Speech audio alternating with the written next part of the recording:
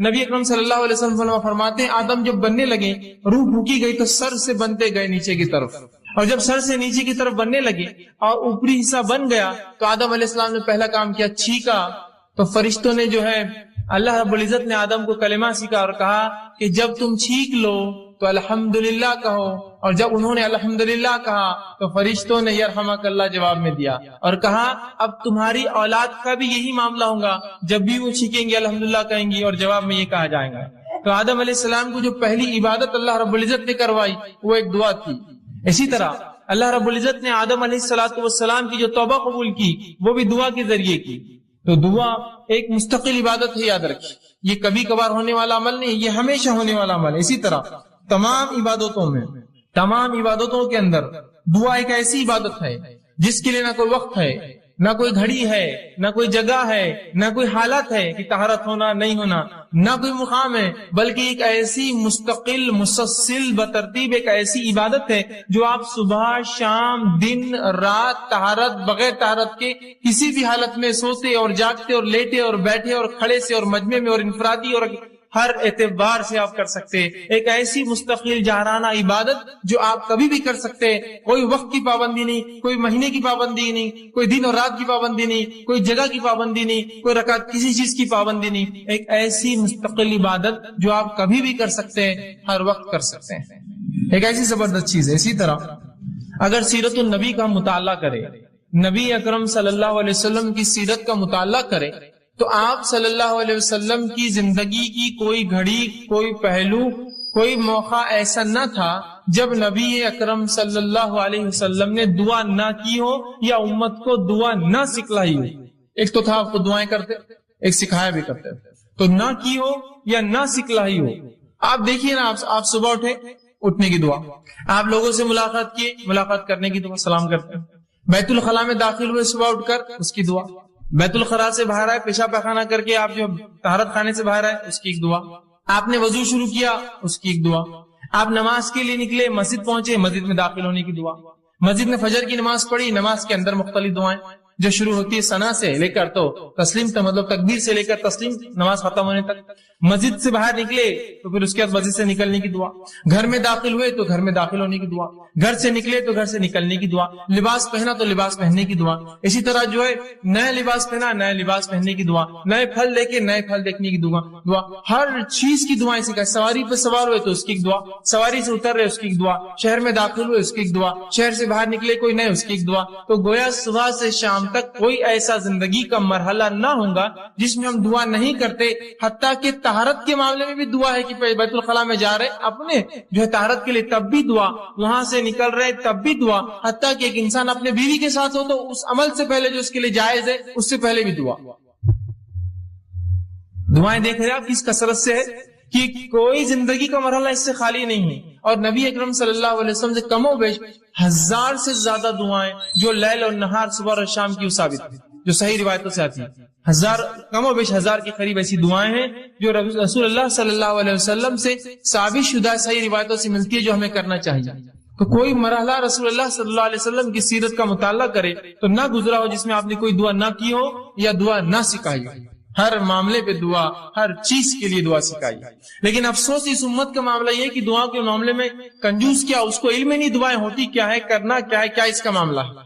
یہ بڑی افسوس کی بات ہے، یاد رکھیے کہ جس امت کے نبی نے کسی گھڑی کو بغیر دعا سے خالی نہ رکھا، اس امت کی یہ بدبختی ہی ہم کہیں گے کہ اس کو دعائیں یاد نہ ہوتی ہیں، یا چونکہ اس کی اہمیت نہیں تو یاد کرنے کی کیا ضرورت، اس لیے کہ دعاؤں کو ہم آؤٹ پروسیس کرتے ہیں۔ آؤٹ پروسیس کیا ہوتا ہے کہ جب میری تجارت بہت بڑھ جاتی ہے تو میں کانٹریکٹس لیتا ہوں اور دوسروں سے وہ کام کروا کے لیتا ہوں، تو آج ہماری دعائیں بھی آؤٹ پروسیس ہوتی ہے، بھائی تم کر دو۔ ہمارے گھر میں ایک ولی گزرے، انہوں نے سب کے لیے دعائیں کر دی، ہم تو نبی کے خاندان سے ان کی دعائیں ہمارے لیے ابھی کافی ہے نا، اس طرح سے ہم دعائیں دوسروں سے کرواتے ہیں، خود پہ کرنے کوئی معمول نہیں۔ تو دعا یاد رکھی عبادت ہے، اور نبی اکرم صلی اللہ علیہ وسلم کی سیرت میں ہم دیکھتے ہیں آپ پوری زندگی ہر وقت دعائیں کرتے تھے۔ اسی طرح جو ہے اسلام کے دوسرے اعمال جو فرائض جس کو کہتے ہیں، نماز، روزہ، زکوٰۃ، حج، اگر اس کا مطالعہ بھی کریں تو یہ بھی ایک قسم کی دعائیں ہیں۔ نماز کیا ہے آپ کی شروع سے لے کر آخر تک مختلف دعاؤں کا مجموعہ۔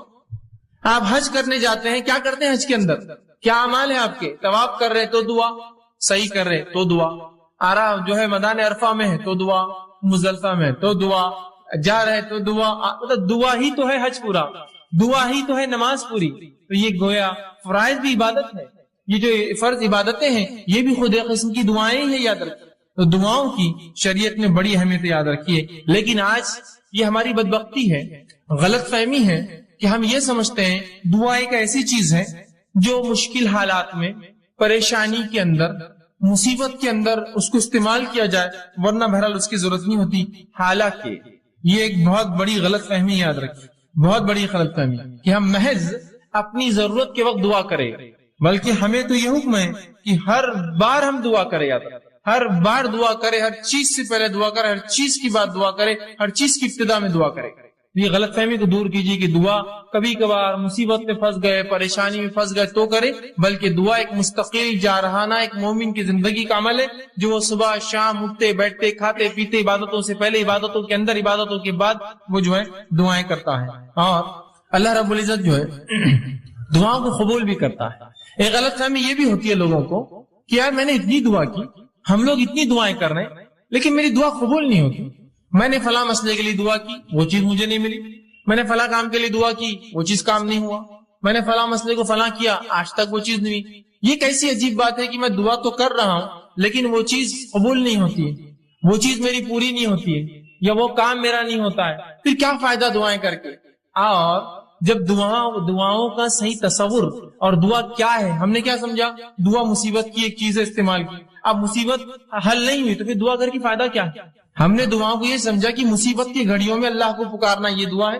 اب اگر مصیبت میں نے پکارا اور وہ دعا کا جواب نہ آیا، جو مجھے نہ سمجھا، تو پھر فائدہ کیا ہے دعا کر کے جس کا جواب نہیں آتا، جو قبول نہیں ہوتی. اور پھر یہ سوچ کر انسان یا تو دعائیں کرنا چھوڑ دیتا ہے. دعائیں کرنا چھوڑنا تو پھر ٹھیک ہے، لیکن اللہ رب العزت سے جو بدزنی وہ شروع کرتا ہے، یار دعائیں قبول نہیں کرتا اللہ ہماری، فائدہ کیا کر کے؟ بدزنی مطلب اللہ سے بدزن ہو جاتا ہے اور یہ کہنا شروع کر دیتا ہے کہ دعائیں میری قبول نہیں ہوتی ہے یار، یا دعا کر کے فائدہ نہیں میری قبول نہیں ہوتی. یہ بہت خطرناک چیز ہے، یاد رکھیں. پہلے غلط فہمی کی دعا مصیبت کی ایک چیز ہے، اس کے بعد اگر مصیبت دعا نہیں دوسری چیز کی، پھر انسان یا تو دعائیں کم کر دیتا ہے یا تو دعا کرنا چھوڑ دیتا ہے. یہ کم اور چھوڑنا تو ٹھیک ہے، اللہ سے شکایتیں شروع کر دیتا ہے. کیسا اللہ میری دعا قبول نہیں کیا، کیا فائدہ یار دعا کر کے، اپنی قبول نہیں ہوتی تو کر کے کیا فائدہ؟ یہ سب سے خطرناک مرحلہ، یاد رکھیں.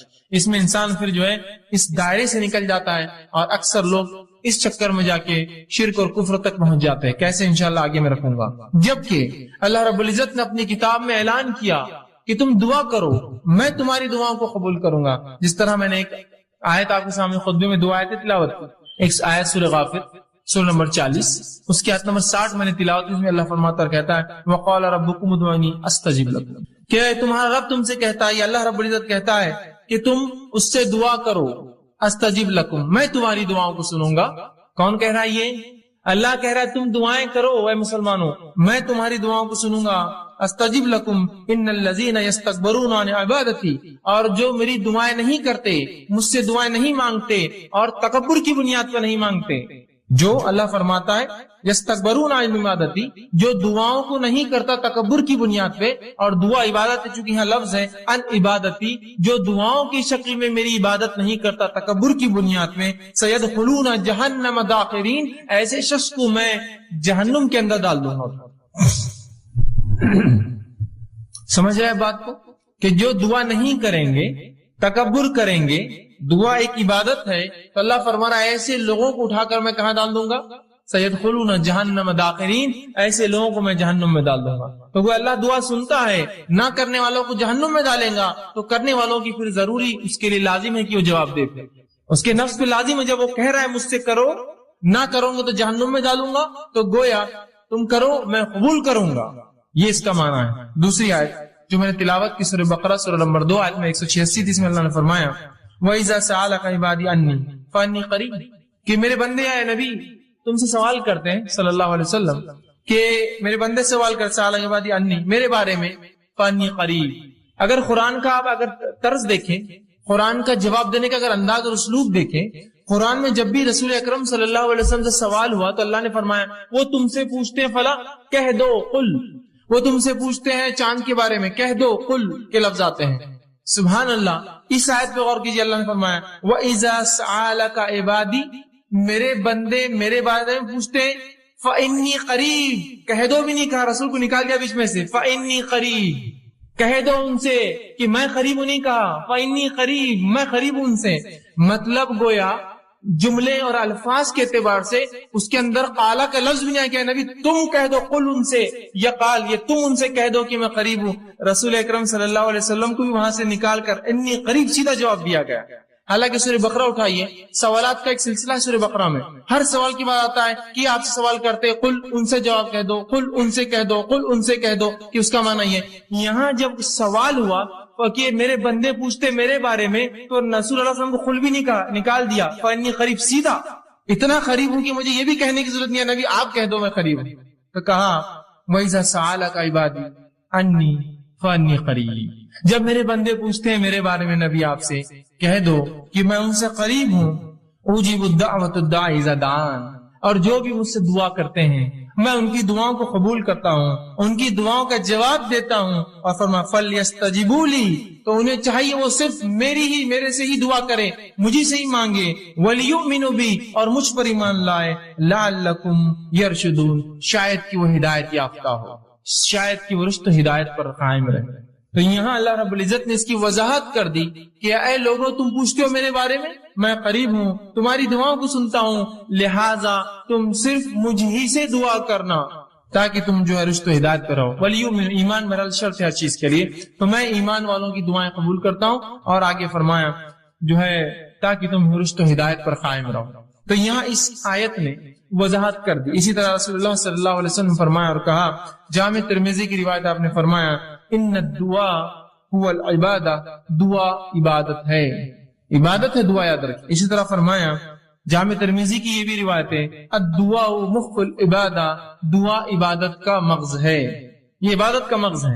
نماز دعا، حج دعا، یہ مغز ہے۔ دیکھیے ہر کسی چیز کے بعد دعا ہے نا، حج کے ارکان کر رہے دعا کر رہے، اس میں مغز ہے نا اس کا، تو دعا عبادت کا مغز ہے۔ یہ اتنی اہم چیز ہے، اس کو امت جو ہے غور کرے اور اس چیز کو سمجھے۔ اسی طرح اب جب میں نے یہ کہا اللہ کہتا ہے دعائیں کرو، اور اللہ دعائیں قبول کرتا ہے، تو اللہ رب العزت دعاؤں کو کیسے قبول کرتا ہے، اس کا کیا طریقہ ہے؟ آئیے اس سے پہلے ایک حدیث دیکھتے ہیں جو دعاؤں کی قبولیت کے تعلق سے، کہ اس کی مختصر صورتیں کیا ہوتی ہیں۔ جب میں نے کہا اللہ دعائیں قبول کرتا ہے، تو اللہ دعاؤں کو کیسے قبول کرتا ہے، اس کا طریقہ کیا ہے؟ کیا جو میں مانگوں وہ کر دیتا ہے؟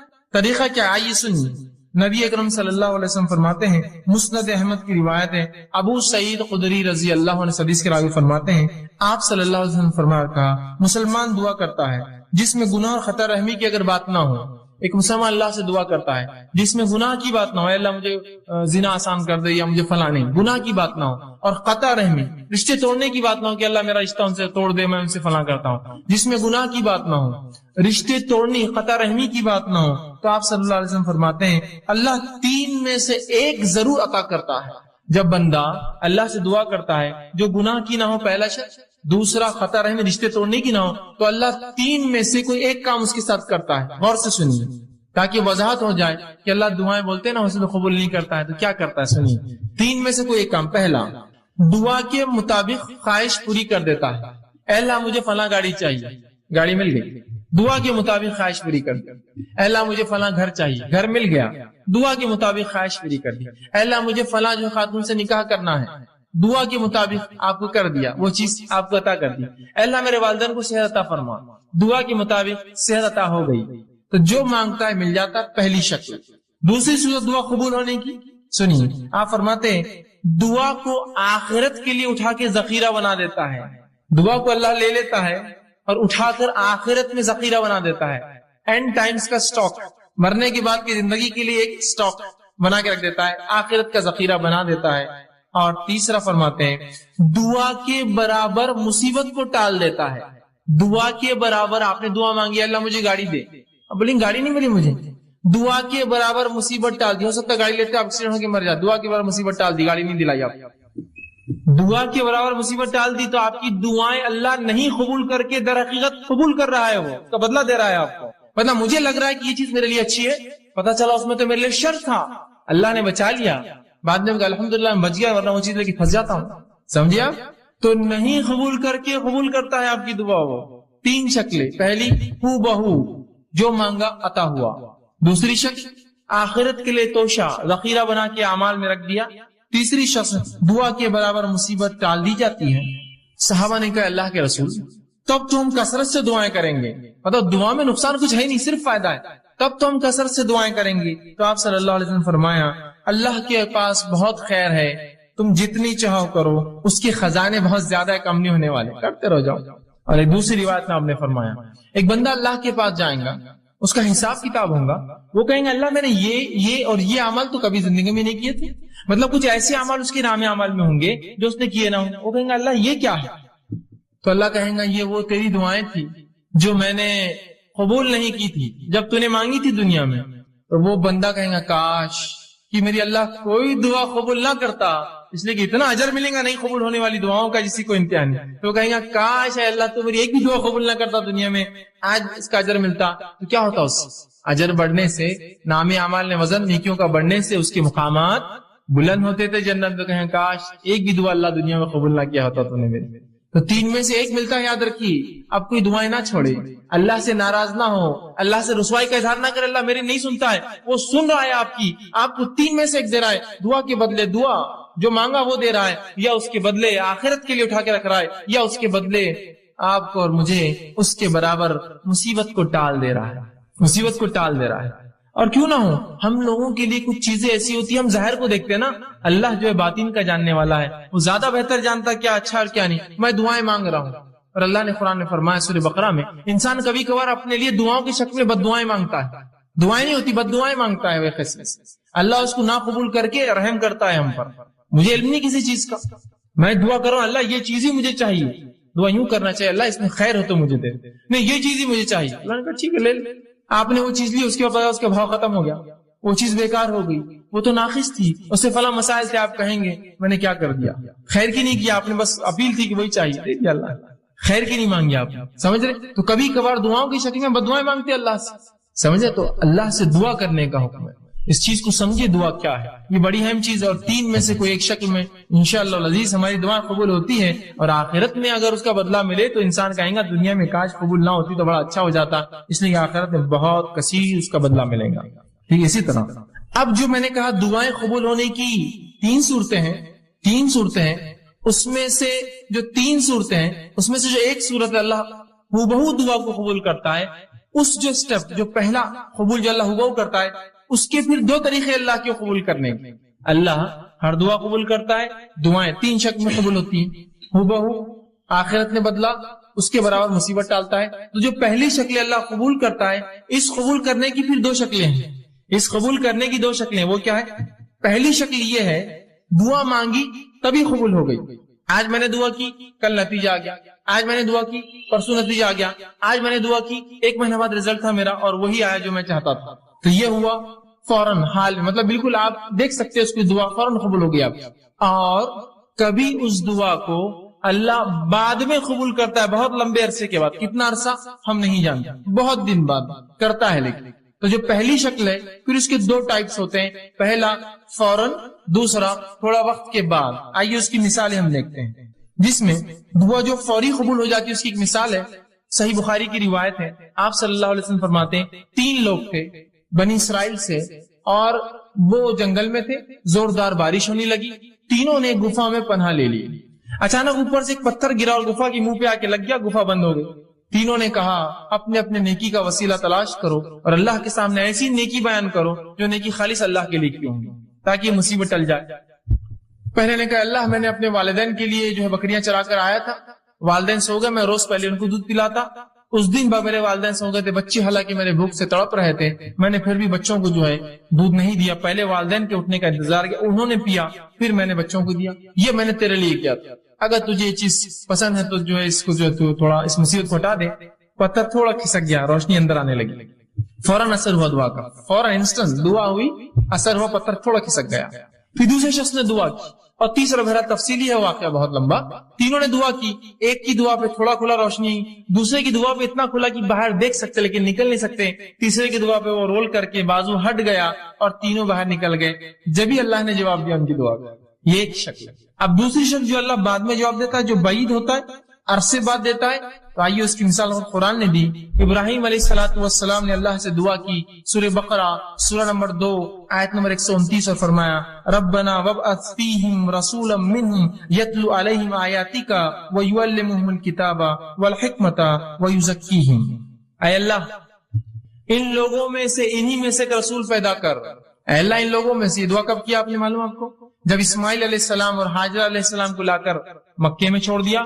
مکے میں چھوڑنے کے بعد جب آئے تو ایک دعا کر رہے ہیں. کیا دعا کر رہے ہیں؟ اے اللہ میری اس اولاد سے, اسماعیل سے, اس کی نسل سے, ان لوگوں میں سے جو ہے اللہ فرمائے ربنا وابعث فیہم رسولا منہم, انہی کے اندر سے ایک رسول انہی میں سے بھیج, یتلو علیہم آیاتک, جو تیری آیتیں پڑھ پڑھ کر انہیں سنائے, ویعلمہم الکتاب, اور تیری کتاب کا علم انہیں دے, والحکمہ, اور ان کو نبوی علم, احادیث کا علم, حکمت عطا فرمائے, ویزکیہم, اور ان کی نفسوں گناہوں سے پاک کرے. اور یہ دعا کا نتیجہ کون تھے معلوم آپ کو؟ یہ دعا کب قبول ہوئی؟ نبی اکرم صلی اللہ علیہ وسلم اس دعا کا نتیجہ تھے. آپ نے حدیث میں اس کی تفسیر کی اور فرمایا, آپ نے فرمایا میں اپنے باپ ابراہیم کی دعا کا نتیجہ ہوں. کتنے ہزار سال پہلے کی تھی ابراہیم علیہ السلام نے دعا؟ قبول کب ہوئی؟ وہ انہی میں سے رسول آیا. آخری نبی عرب تھے, اسماعیل علیہ السلام کی نسل سے, لیکن ہزاروں سال بعد دعائیں رائے گاہ نہیں جاتی ہے, اثر لاتی ہی اثر ہو فوراً یا بعد میں. اور بعد کی فوراً کی مثال بھی میں رکھ دی, بعد کی مثال بھی رکھ دی آپ کے سامنے. تو اللہ کے رسول ابراہیم علیہ السلام کی دعا قبول ہوئی. ہر دعا قبول ہوتی, میری آپ کی بھی ہوتی ہے, لیکن فوراً نہیں ہوئی. کئی ہزار سال بعد اسی نسل میں اسماعیل علیہ السلام سے ایک نبی آئے. دعائیں خوب دیجیے, خوب دعائیں دیجیے. یہ دعائیں پتہ نہیں کب اثر لائیں, کتنے نسلوں بعد لائیں گی. ابراہیم علیہ السلام کی دعا ہزاروں سال بعد رنگ لائی, 3000 3,500 4,000 سال بعد. دعائیں کرنا چاہیے, اس کے بڑے فضائل یاد رکھیں. تو 3 شکلوں میں سے پہلی شکل کی 2 قسمیں ہیں کہ فوراً اور دیر سے. لیکن یاد رکھیے اللہ رب العزت دعا قبول کرتا ہی ہے. دعا کبھی رائے گاہ نہیں جاتی. کبھی اپنی دعاؤں سے مایوس مت ہوئیے کہ میں نے دعا کی اور قبول نہ ہوئی. اسی طرح جو شخص جو ہے حاجت طلبی کے جو ہے ذریعے دعاؤں کو سمجھتا ہے, اور جب حاجت اس کی پوری ہوگی سمجھتا ہے دعا غنیمت ہے, وہ شخص ایسا سوچ کر جو ہے بہت بڑی غلط فہمی کرتا ہے, اور اس کی وجہ سے بہت سارے غلط اس کے نتائج نکل جاتے ہیں. اور ایسا شخص جو یہ سمجھتا ہے کہ دعا ایک ایسی چیز ہے کہ اسے کرنے سے میری حاجت پوری ہوں گی, اور بعد میں عام حالت میں دعا نہیں کرتا, اس شخص کی مثال ایسی ہے کہ ایک آدمی جہاد کے لیے جائے اور اس کی نیت تو مال غنیمت ملے مجھے. تو کیا ایسے شخص کو جہاد کا ثواب ملتا ہے؟ تو جہاد کی نیت جائے, یہ سوچے مال غنیمت کے لیے جائیں گے اپنے جہاد میں, چلو بہت پیسہ ملتا ہے جتنے بار فلاں ہوتا. اور وہ شخص جو دعا کو عبادت سمجھ کے کرتا ہے, اس کی مثال ایسی ہے وہ مجاہد جو میدان جہاد میں جاتا ہے, وہ سوچتا ہے یا تو پھر اللہ فتح دیں گا, یا تو جو ہے شہید ہو جائیں گے, جیت گئے تو مال غنیمت بھی شاید مل جائے گا. اس کی نیت اصل نہیں ہے, اس کا اصل مقصد عبادت ہے, وہ جہاد. اس کے اندر اس کو کیا ذیلی فائدے ملیں گے اس کے لیے وہ اہم نہیں ہے. تو ہم بھی جب دعا کر رہے ہیں تو ایسا نہ ہو کہ ہم صرف اس کے مقصد کے لیے کہ بس اللہ میرا مصیبت حل کر دے, بس دعا کر رہے اس کی بات نہیں, بلکہ دعا مستقل عبادت ہے, چاہے فائدہ ہو چاہے فائدہ نہ ہو. جیسے وہ مجاہد جو جہاد میں جا رہا ہے سوچ رہا مال غنیمت ملے تو میں جاؤں گا, تو اس کا جہاد فائدہ کا نہیں. وہ مجاہد جو سوچ رہا ہے مال غنیمت نہ ملے, فتح ملیں گی, فتح نہ ملے تو کم از کم شہید تو ہو جائیں گے, فائدہ تو ہر طرف. سمجھ رہے؟ تو دعا کو بھی آپ مخصوص نہ کر دیں مصیبت میں تو دعا کرو. دعا تو مصیبت, تنگ دستی, خوشحالی, فراوانی اور ہر اعتبار سے صحت مندی میں اور بیماری میں اور ہر حالت سے امن میں اور خوف میں, ہر جگہ جو ہمیں جو ہے دعا کرنی چاہیے. اسی طرح دعا ایک بہترین ہدیہ ہے, یاد رکھیں دعا ایک بہترین تحفہ ہے جو ایک دوسرے کو ہم دے سکتے ہیں. لیکن ہمارے پاس ایک غلط فہمی. کیا غلط فہمی ہے؟ دعا صرف بوڑھے لوگ دیتے. تو اگر میں آپ سے کہوں اللہ آپ کو جو اچھا رکھے, کتنے بڈھے ہو گئے فیض میں, اللہ آپ کو اچھا رکھے, ارے فیض بھی آپ اتنے بڈھے نہیں نا, دعائیں دے رہے ابھی سے. تو ہم یہ سمجھتے ہیں دعا صرف بوڑھے لوگ دے سکتے ہیں, اور الحمدللہ اس امت میں سب جوان مرتے ہیں, بوڑھا کوئی ہوتا ہی نہیں ہے نا. دیکھیے کہاں کوئی بوڑھا ہوتا ہے, انسان کی 60 سال 70 سال زندگی گزر لیکن کالا کر کے گھوم رہا ہے, ٹی شرٹ صاف ٹی شرٹ اور اپنا دکھاتے ہوئے بالکل کالے بال ہے, بتانا چاہ رہا ہے ابھی تو میں جوان ہوں بھائی, کہاں میرے چکر میں جا رہے ہیں, جوان ہوں, بوڑھا مت سمجھو مجھے, بچے ہیں میرے بڑے لیکن پھر بھی میں جوان ہوں, ہے نا. تو بوڑھے کہاں ہوتے ہیں؟ اور دعا چونکہ بوڑھے لوگ دیتے ہیں تو ہمارے پاس تو کوئی بوڑھا ہوتا ہی نہیں, ہے نا. اور مرد تو بھی ایک دوسرے کو دعا دیتے ہیں, عورتیں تو کبھی دعا دیتی ہی نہیں ایک دوسرے کو. فرض سلام کا جواب دینے بھی کتراتی ہے, تو دعائیں تو دور کی بات ہوتی ہے نا. اگر کوئی ایک خاتون کو دوسری خاتون کر دے السلام علیکم, بولتی ہے تم نے ہم کو سلام کیے, بولتی ہے کیوں, پہچانتے ہم کو نہیں, ادھر ادھر لینے آنے والے کے بعد میں نہیں, ایسا بھی نہیں. اچھا بچوں کے پورے رشتے ہو گئے ہمارے بیٹا, ضرورت نہیں تمہارے سلام کی ہم کو. اس کے پیچھے مقصد دیکھا کس لیے دعا, کہے کے لیے سلام دعا نہیں کیوں دے رہے تم, اتنی کنجوسی ہو گئی ہے نا. اور عورتیں بھی بوڑھی نہیں ہوتی, اس لیے کوئی ہوتا نا, پہلے ایک زمانہ تھا دعائیں دیتے تھے عورتیں کثرت سے دعائیں دیتے, آج کوئی نہیں تھا, اس لیے کہ دعائیں بوڑھے لوگ دیتے اور اس امت میں ماشاءاللہ سب جوان مرتے, بوڑھا کوئی ہوتا نہیں ہے, لہٰذا دعا کی ضرورت نہیں. دعا دیجیے کثرت سے, ایک دوسرے کو دعا دیجیے. دعا ہدیہ ہے ایک دوسرے کو جو ہم دیتے, تحفہ ہے, کچھ نہیں دے سکتے, دعا تو دے سکتے ہیں نا. دوسرے ہدیوں کو پیسہ لگتا ہے, جیب خرچ ہوتا ہے, کچھ مت کیجیے, دعائیں تو دیجیے اچھی اچھی. میں ہرگز یہ کہنا نہیں چاہ رہا تحفے دیجیے مت, صرف دعائیں دیجیے, لیکن دعائیں دیجیے لوگوں کو, یہ بہترین ہدیہ ہے.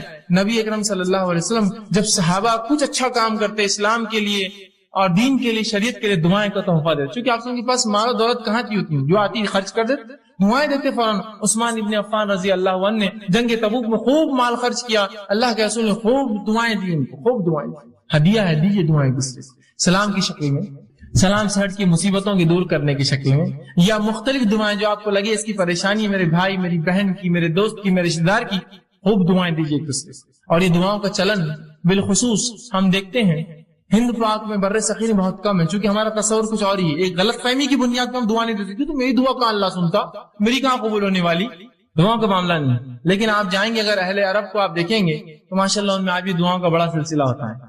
کوئی بھی عرب سے آپ ملیے اتنی دعائیں دیں گے آپ کو, کیسے ہے, گھر کے حال کیا ہے, اللہ اچھا رکھے, اللہ برکت دے, اللہ تیرے مال میں برکت دے, بچوں میں برکت دے, خوب چلتی. اس کی 5 منٹ دعائیں چلتے رہتے ہیں. پھر جاتے وقت 5 منٹ دعائیں, 2 منٹ کی اصل بات تھی, میں کام سے آیا تھا, 5 منٹ دعائیں پہلے, 5 منٹ بعد دعائیں چلتے رہتی ہے. اس کی جانے جانے دعا کرتے رہیں گا اس کو, اللہ اچھا رکھے, فی امان اللہ, دعائیں کرتے رہیں گے. دعاؤں کو رکھیے, اس کو چلن معمول بنا دیجیے, اپنی زبانوں کو تر رکھیے دعاؤں سے ایک دوسرے کے لیے. کچھ نہیں تو کم از کم لفظی تو کنجوسی مت کیجیے. ایک دوسرے کو خالی دعائیں دینے میں کیا جاتا ہے, دعا خوب یاد کیجیے, ایک دوسرے کو خوب دعائیں دیجیے. عربی نہیں آتی ہے ٹھیک, کوئی مسئلہ نہیں, اردو میں بولیے, کوئی عربی میں ہی کرنا شرط نہیں ہے. دعا جو سنت سے ثابت دعائیں اس کو عربی میں ہی کرنا, اس کا اصل ثواب تبھی ہے. لیکن نہ یاد ہو تو کم از کم اردو میں تو بول سکتے ہیں نا, اللہ اچھا رکھے, خوش رکھے, برکت دے, یہ تو اتنا تو بول سکتے ہیں نا. نہیں, دعا دینے میں بہت شرم آتی, کیوں گالیں دینے میں شرم نہیں آتی تم کو کبھی؟ صرف دعا میں ہی شرم, تم کو پورے دینی کام میں شرم اور حیا اور سب آتی ہے. نماز پڑھو تو شرم آ رہی, دعا دو تو شرم آ رہی, یہ کرو تو شرم آ رہی, اذان دو تو شرم آ رہی, باقی سب ننگے دھڑنگے کاموں میں ہم کو شرم نہیں. کھل کر ڈٹ کر سڑک پہ کھڑ رہے کی پچکاریاں مار رہا, اس کو شرم نہیں آیا, کیا دعا نہیں بہت شرم آتی, دعا وہ اچھا نہیں دکھتا اتنے بڑے لوگ دعا دینا. یہاں پچکاری مارنے کی شرم نہیں آتی تم کو. تو جہاں شریعت ہے وہاں شرم و حیا لالی, اور جہاں شرم و حیا ہونا تھا کہ سڑک پہ کھڑے کی شرم کرو, تھوک رہے ہو تم سڑک پہ, ویسے سڑک پہ تھوکنا بھی درست نہیں, بیچ میں بازو جانا چاہیے, اور اس پر ایک گندی چیز کھا کے تھوکتے ہو جس سے دھبے لگتے ہیں عمارتوں پر, زمین خراب ہوتی ہے. اب میں ہمیشہ کہتا ہوں امت ہوتا ہے نا, امت مسلمہ کی اگر نوجوان کچھ جمع ہو جائے, کچھ افراد جمع ہو جائے اور جب وہاں سے چلے جائے تو آپ پہچان سکتے ہیں یہ مسلمان نوجوان جمع ہوئے ہوں گے وہ پچکاریوں کے دھبوں سے. جانور کا ریوڑا اگر رات میں کہیں رکے اور نکل جائے تو اس کی غلاظت سے پہچانتے نا, جانور رات میں رکے تھے, تو ویسا آپ پہچان لیں گے مسلمان برابر آئے تھے, برابر دکھ رہا ہے, پوری میری دیوار خراب ہو گئی, گاڑیوں پہ پچکاریاں پڑی ہوئی ہے, فلاں چیز بھی انہوں نے خراب کر دی, اندازہ لگائیے. تو شرم کیجیے برے چیزوں میں, اچھی چیزوں میں آگے بڑھیے, پہل کیجیے دعائیں دینے میں. تو دعائیں کوئی بوڑھے اور جوان کا مسئلہ نہیں ہے, مرد اور عورت کا مسئلہ نہیں ہے, دن اور رات کا مسئلہ نہیں ہے, عرب اور عجم کا مسئلہ نہیں ہے, عربی اور غیر عربی کا مسئلہ نہیں ہے. خوب دعائیں دیجیے, دعائیں تحفہ ہے, ہدیہ ہے جس سے. اسی طرح دعا مومن کا زبردست ہتھیار ہے, جو آج کا میرا عنوان تھا, دعا مومن کا ہتھیار. دعا مومن کا ایک اسپرچل ویپن ہے. یہ ایک ایسا ہتھیار ہے کہ جب پوری دنیا آپ کا ساتھ چھوڑ دیتی ہے, یہ ہتھیار آپ نکالتے ہیں. یہ چیز آپ کے پاس ہمیشہ لگی ہوئی, ایک زبردست ہتھیار, یہ مومن کا ہتھیار ہے. ہر مصیبت, ہر پریشانی اور ہر وقت جب دنیا آپ کی پوری بھی مکمل خلاف کھڑی ہو جائے, یہ ہتھیار آپ نکالیے, یہ ویپن آپ نکالیے اپنا, جو آپ کی مدد کرے گا. اللہ رب العزت نے اس تعلق سے سورہ نحل سورہ نمبر سورہ نمل سورہ نمبر 27 آیت نمبر 62 فرما کہا, امن یجیب المضطر اذا دعوا ویکشف السوء ویجعلکم خلفاء الارض پھر آگے اللہ فرماتا ہے خلفاء الارض, اور فرمایا بھلا کون ہے جو بے قرار کی دعا قبول کرتا ہے جب وہ اسے پکارتا ہے. کیا فرمایا اللہ نے, بھلا وہ کون ہے جو بے قرار کی دعائیں, جب انسان پریشان, تنگ دست, مصیبت زدہ ہوتا ہے تو کون ہے اس بے قرار انسان کی دعائیں سنتا ہے.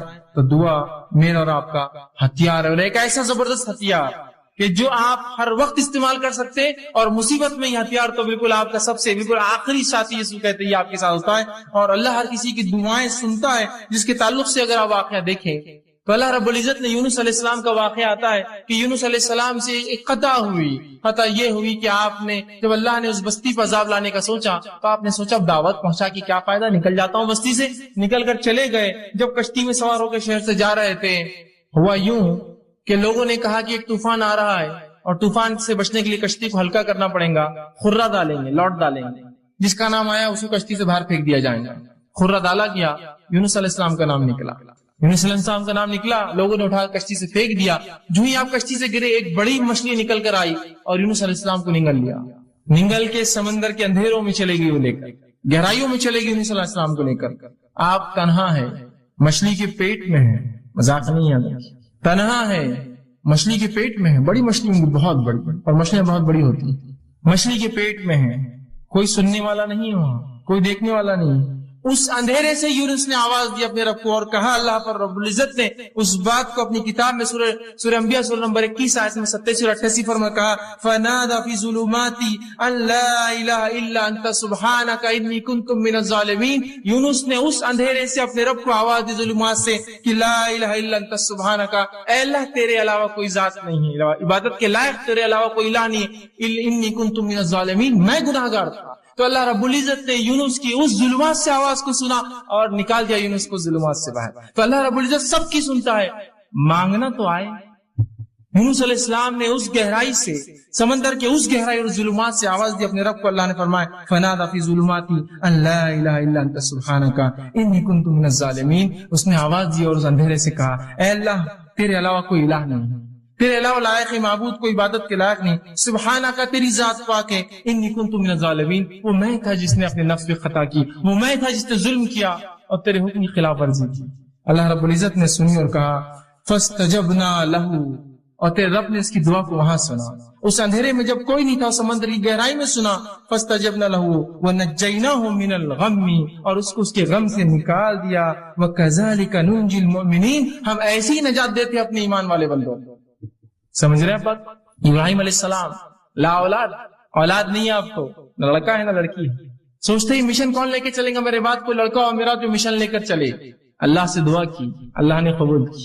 انبیاء علیہ السلام آہو بکا کر رہے ہیں, گڑ گڑا رہے ہیں, دعائیں مانگ رہے ہیں. پھر کیوں اس امت کو شرم آتی ہے رب سے دعا مانگنے کے لیے؟ ابراہیم علیہ السلام نے دعا کی, ایوب علیہ السلام نے دعا کی اپنی بیماری کے لیے. اسی طرح جو ہے زکریا علیہ السلام نے اپنی اولاد کے لیے دعا کی, جو یحییٰ علیہ السلام کی آپ کو خوشخبری دی گئی.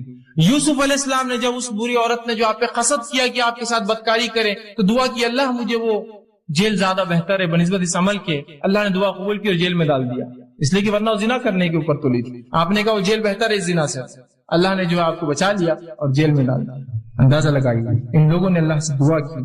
بس یہ ہے کہ ہمیں جو اللہ رب العزت سے مانگنا تو آئے. ایک واقعہ سناتا ہوں اللہ کیسے سنتا ہے لوگوں کی, اور لوگوں کی کیوں میں کہوں, اللہ رب العزت تو جانوروں کی بھی سنتا ہے. یاد رکھیے صحیح مسلم کی روایت ہے, اللہ کے رسول صلی اللہ علیہ وسلم فرماتے اللہ کے نبی سلیمان علیہ الصلوۃ والسلام آپ کے دور میں قحط سالی ہو گئی, سوکھا پڑ گیا. جو ہے سلیمان علیہ السلام اپنے لشکر کو لے کر چلے, لاؤ لشکر جو ہے مسلمانوں کو لے کر چلے کہ بستی سے باہر نکل کر اللہ سے نماز استسقاء دعا. نماز استسقاء کیا ہے؟ دعا ایک قسم کی عبادت کر کے دعا مانگتے ہیں. نماز استسقاء کے لیے نکلے, جب نکل کر چلے اپنے جو ہے بستی سے اور ایک جگہ سے گزرے جہاں چونٹیاں تھی, جب وہاں سے نکلے آگے چلے تو کہا آپ جانے کی ضرورت نہیں ہے, ہمیں واپس جانا ہے.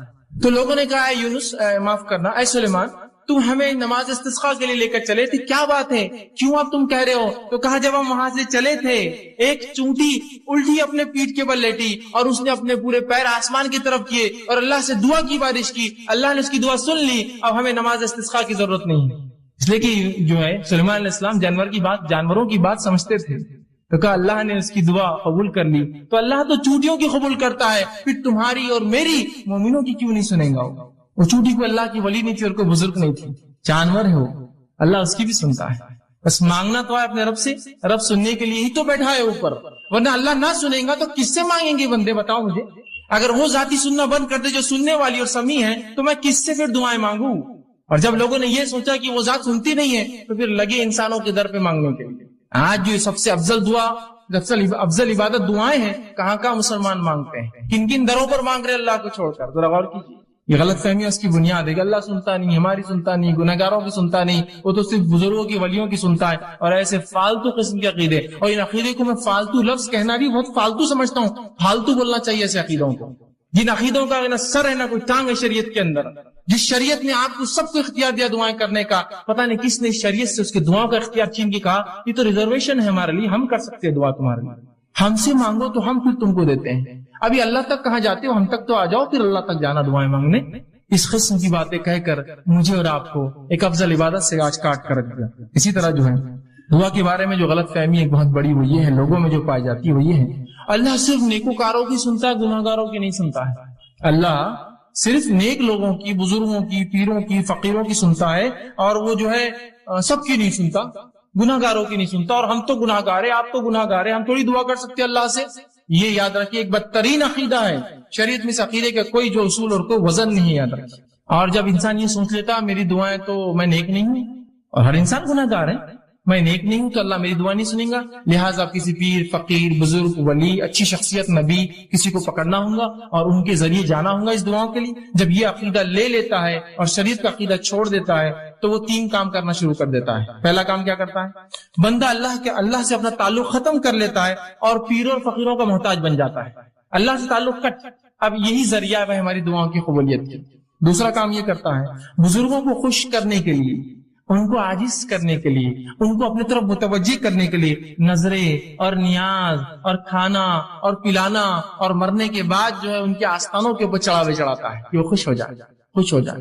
زندگی اگر زندہ ہے تو خوب کھلاتے اور پلاتے ہیں، بزرگ کے ہاتھ بھی دھو کے پی رہے، افسوس اس امت کو عقل تو ہو پیر دھو کر بھی پی رہے ہیں۔ سبحان اللہ، بزرگ ہے نا، اللہ تو اب سننے والا نہیں، پہلے عقیدہ بنا لیا ایک فالتو، میری زبان میں فالتو والا، اور اس کے بعد اب لگی ان کو خوش کرتے، اللہ سے تعلق ختم، ان کو خوش کر رہے، نظریں اور نیاز، زندہ ہے تو اور مردہ ہے تو۔ اور اس کے بعد تیسرا کام کرتے ہیں، جب یہ سوچ لیتے ہیں کہ اللہ نہیں سنتا ہماری، ہم گناہگار ہیں، تیسرا کام کرتے ہیں دعا قبول ہونے کے لیے بزرگوں کو وہ مقام دے دیتے ہیں جو اللہ کا مقام ہے، نہیں ان تک ہی جانا پڑے گا، ان کے بغیر دعا قبول نہیں ہوتی، اور انہی کو راستہ بنا لیتے، اللہ کو مکمل ترک کر دیتے ہیں۔ جبکہ اللہ رب العزت نے اس کا اعلان کیا، وقال ربکم ادعونی استجب لکم، جو میں نے آیت پڑھی تھی، تمہارا رب تم سے کہتا ہے، ہمارا رب ہم سے کہہ رہا ہے اے لوگو کہ مجھ سے دعا مانگو، استجب لکم، میں تمہاری دعا کو قبول کرتا ہوں، ان الذین یستکبرون عن دعا، اور جو تکبر کرتے ہیں عبادتی، میری اس عبادت میں کی دعا نہیں کرتے تو میں انہیں اٹھا کر جہنم میں ڈال دوں گا۔ یہاں یہ کہا کیا، نیک لوگوں تم دعا کرو، تم دعا نہیں کروں گا تو اٹھا کے جہنم میں ڈال دوں گا۔ کیا کہا؟ سب کے لیے، وقال ربکم ادعونی استجب لکم، تم سب سے رب نے ہم سب سے کہا اے لوگو تم اپنے رب سے دعا کرو، وہ تمہاری دعاؤں کو قبول کرتا ہے، اور جو تکبر کی بنیاد پہ دعا چھوڑ دیں گا جہنم میں ڈال دیں گا۔ یہاں کہا اے پیرو، اے فقیرو، اے نیک لوگو تم دعا کرو، اے بد لوگو تم دعا مت کرو، تمہارے لیے نہیں ہے دعا۔ سب کے لیے آیت ہے، یہ قوم نے بالکل ظاہر آیت ہے، بالکل واضح۔ اور ترمذی کی ایک روایت ہے، آپ صلی اللہ علیہ وسلم فرمایا جو شخص اللہ سے دعا نہیں کرتا اللہ سے ناراض ہو جاتا ہے۔ یہاں کہا یہ کہا کہ تم تو گناہگار ہو تم مت کرو، جو نیک لوگ دعا نہیں کرتے اللہ ان سے ناراض ہو جاتا ہے۔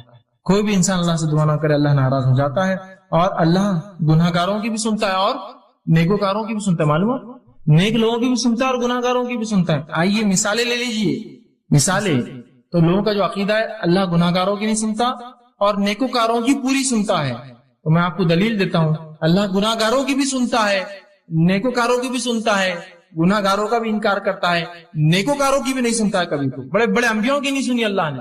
مثالیں لے لیجیے، آئیے سب سے پہلے سورہ رعد، سورہ نمبر 13 آیت نمبر 36 اور 38 میں اللہ فرماتا اور کہتا ہے ربی قال انظرنی الی یوم یبعثون، اور جب شیطان کو اللہ نے جنت سے نکالا اس نے کہا اے میرے رب فانظرنی الی یوم یبعثون، مجھے مہلت اور ڈھیل دی جائے ان انسانوں کے دوبارہ اٹھائے جانے تک، آدم کی اولاد کے دوبارہ اٹھائے جانے تک۔ کس نے مانگی دعا؟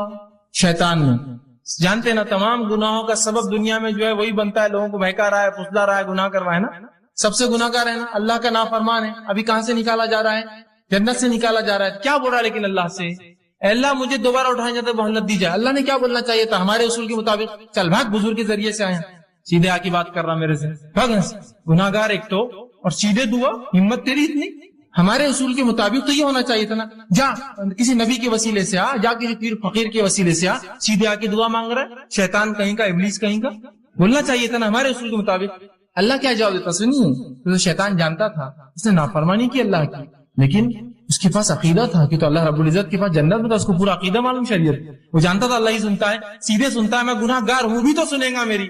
تو اللہ رب العزت نے جواب دیا، قال فإنك من المنذرين، جا تجھے چھوٹ دی گئی، جا تجھے چھوٹ دی گئی، کب تک؟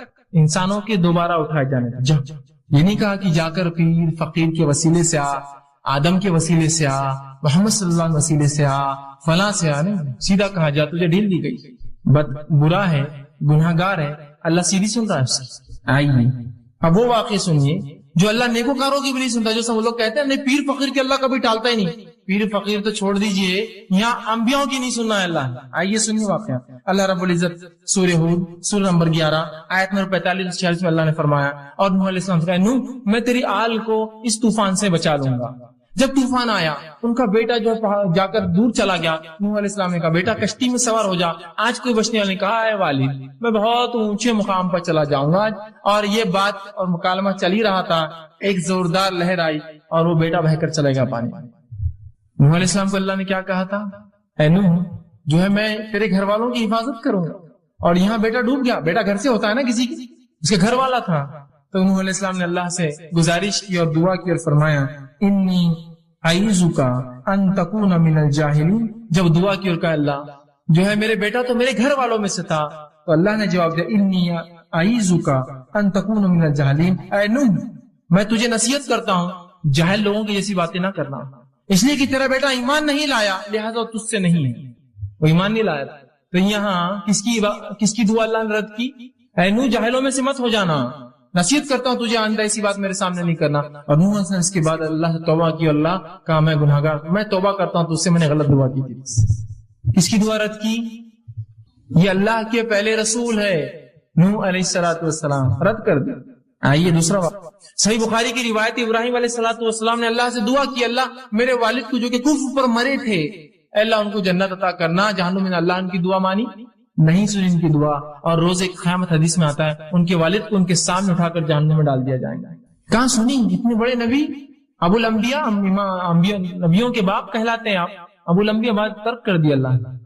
آئیے صحیح مسلم کی روایت ہے، آپ صلی اللہ علیہ وسلم، آپ کا مقام تو ہم سب جانتے ہیں، آپ صلی اللہ علیہ وسلم دعا کی صحیح مسلم، اللہ میری قوم کو، امت مسلموں کو اچانک جو ہے سیلاب کے ذریعے نہ مارنا، پچھلی قوم میں جیسا مری تھی گناہ کی وجہ سے۔ آئیے آگے بڑھتے ہیں، سورہ نمبر 112 سورہ اخلاص کے فضائل۔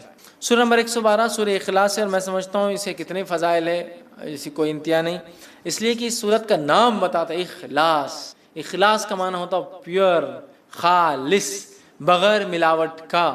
اخلاص نے کیا کیا؟ سورۃ الاخلاص نے رب اور رب کیا نہیں ہے اس کو فرق کر دیا، گاڈ کیا ہے اور کیا نہیں ہے اس کو ڈیفرینشیٹ کر دیا، اس لیے اخلاص صاف کر دیا، کلیئر کر دیا، پیور کر دیا، کسی بھی قسم کی ملاوٹ باقی نہ کی، رب کون ہے اور کیسا ہے۔ اخلاص، الاخلاص، سورۃ الاخلاص، خالص کا بولتے ہیں نا، خالص سونا، خالص دودھ ہے نا، مطلب پیور گولڈ، پیور ملک، خالص، ساری گندگیوں سے، برائی سے، کمزوریوں سے پاک، عیب سے پاک۔ ٹھیک، سورۃ الاخلاص، سورۃ الاخلاص، سورہ اخلاص پڑھنے والوں سے اللہ تعالیٰ جو ہے محبت فرماتا ہے۔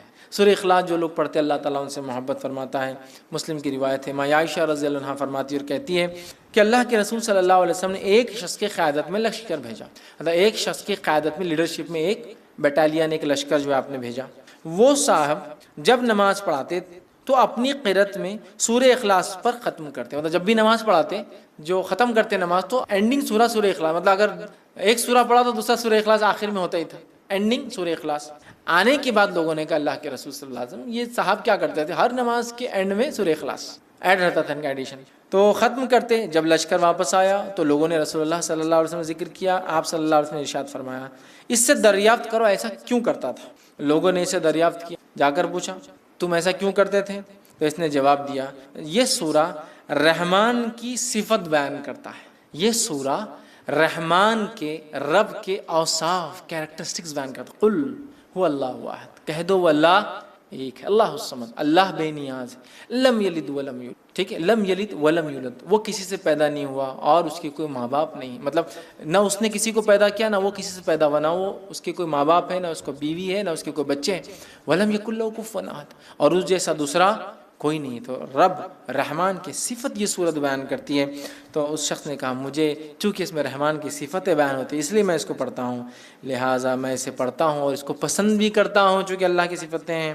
یہ سن کر رسول اللہ صلی اللہ علیہ وسلم نے فرمایا اسے جا کر بتا دو کہ اللہ تعالیٰ بھی اس سے محبت کرتا ہے. چونکہ وہ رحمان کی صفتوں کی وجہ سے سورہ اخلاص پڑھتا ہے, اللہ تعالیٰ بھی اس سے جو ہے محبت کرتا ہے. ٹھیک ہے, اسی طرح جو ہے ایک مرتبہ سورہ اخلاص پڑھنے کا ثواب 1/3 قرآن کے پڑھنے کے برابر ہے, 1/3 قرآن پڑھنے کے برابر ہے. یہ صحیح مسلم کی روایت ہے. 1/3 یاد رکھیے کتنی اہم بات ہے, اس لیے کہ اس میں توحید ہے, توحید بڑی اہم بات ہے. ہم مسلمانوں کو ضرورت ہے اس توحید کو سمجھے, جس توحید کے کلمے کو جس کو ہم کہیں گے, جس توحید کے سورت کو پڑھنے کا ثواب 1/3 قرآن کے برابر ہے, اس توحید کو سمجھیں. ہم توحید کو کبھی نہیں سمجھتے, اللہ ہم پہ رحم کرے, اور شرک میں ہماری زندگیاں گزری چلی جا رہی. ٹھیک ہے, یہ بڑی خطرناک بات ہے, ہمیں توبہ کرنا چاہیے. تو سورہ اخلاص کی ضرور ہم تفسیر پڑھے, یاد رکھیں. ٹھیک, اسی طرح سورہ اخلاص سے محبت اور اس کی کثرت سے تلاوت جنت میں جانے کا باعث ہے.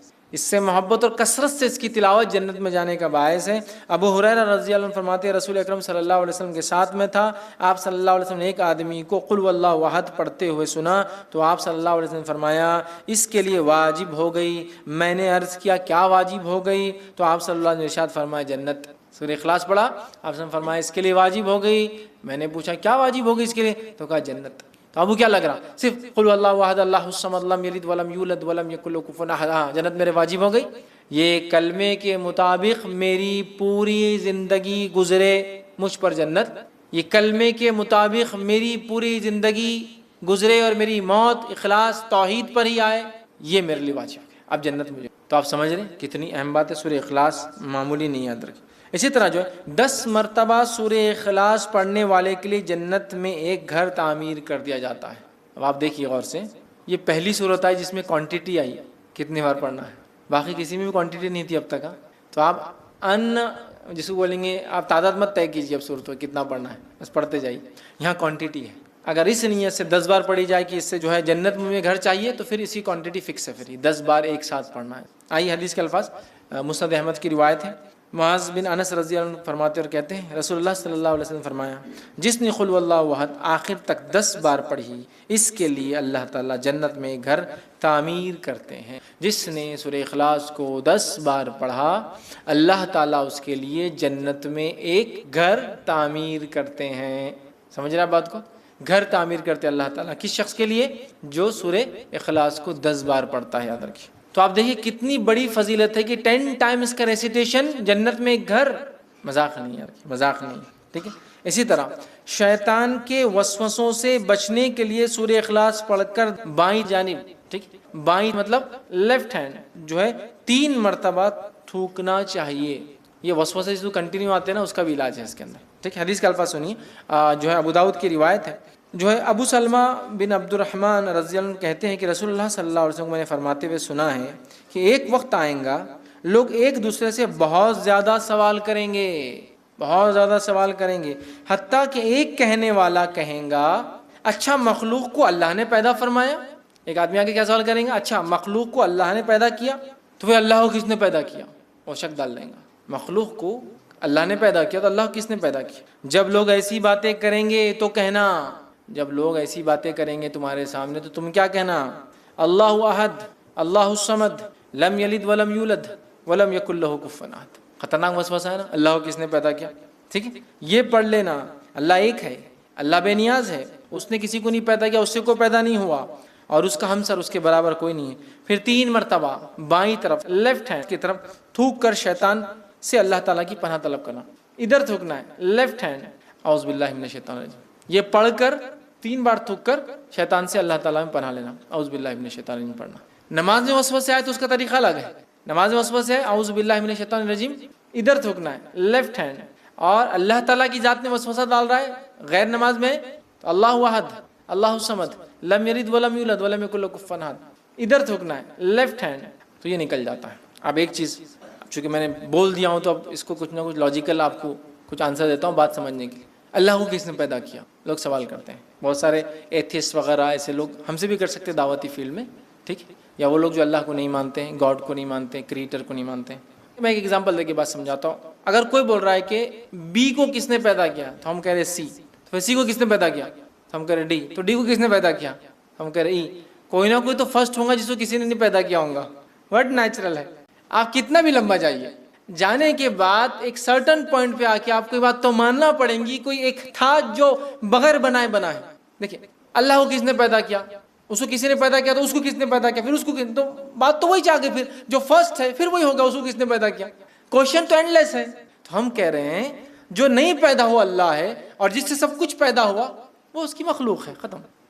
کوئی بتا بی کو کس نے پیدا کیا، تو آپ بول رہے نہیں سی تو ہوں گا نا کوئی. تو میں بول رہا سی کو کس نے پیدا کیا، تو آپ ڈی ہوں گا. اچھا ڈی کو کس نے کیا، تو ای ہوں گا. تو اینڈ لیس چلتی جا رہی بات. تو کوئی نہ کوئی ایک ہے ذات جس سے ابتدا ہونا چاہیے پورے کائنات کی. لیکن اس بات پہ زیادہ غور و فکر نہیں کرنا چاہیے. میں نے صرف لاجیکل آپ کو ریزننگ کے لیے بات کہا. فکر کرنا نہیں چاہیے. اور ایسے کبھی خیالات آئے تو اللہ میں پناہ مانگنا چاہیے شیطان مردود سے. اعوذ باللہ من الشیطان. اور طریقہ بھی اب ہم کو پتہ چل گیا. یا ایمان کی کمزوری کی جو دعا ہے وہ بھی آپ پڑھ سکتے کسی بھی چیز میں. رضیت باللہ ربا وبالاسلام دینا وبمحمد نبیا. یہ خاص طور سے ایسے سوال کو لائے تو آپ نے فرمایا اللہ احد اللہ الصمد لم یلد ولم یولد ولم یکن له کفوا احد.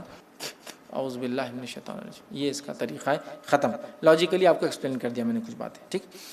نبی اکرم صلی اللہ علیہ وسلم جب طواف کر لیتے ہیں تو 2 رکعت جو نماز پڑھتے اس کے بعد تو اس میں پہلی رکعت میں کافرون اور دوسری رکعت میں سورہ اخلاص کی آپ صلی اللہ علیہ وسلم جو ہے تلاوت کیا کرتے تھے. اسی طرح آپ جب 3 وتر پڑھتے 3 وتر کے اندر پہلی رکعت میں سورہ اعلیٰ، دوسری رکعت میں سورہ کافرون، تیسری رکعت میں سورہ اخلاص پڑھتے تھے. اسی طرح نماز فجر کی پہلی رکعت میں آپ قل اللہ احد اور دوسری رکعت میں قل یا ایھا الکافرون بھی پڑھا کرتے تھے. شارٹ نماز پڑھتے تھے تو یہ لمبی پڑھے تو سورہ اعلیٰ ہے نا، اور دوسری چیز سورہ جمعہ ہے، سورہ منافقون ہے وہ ہے. بہرحال تو آپ پڑھا کرتے تھے. آئیے آگے بڑھتے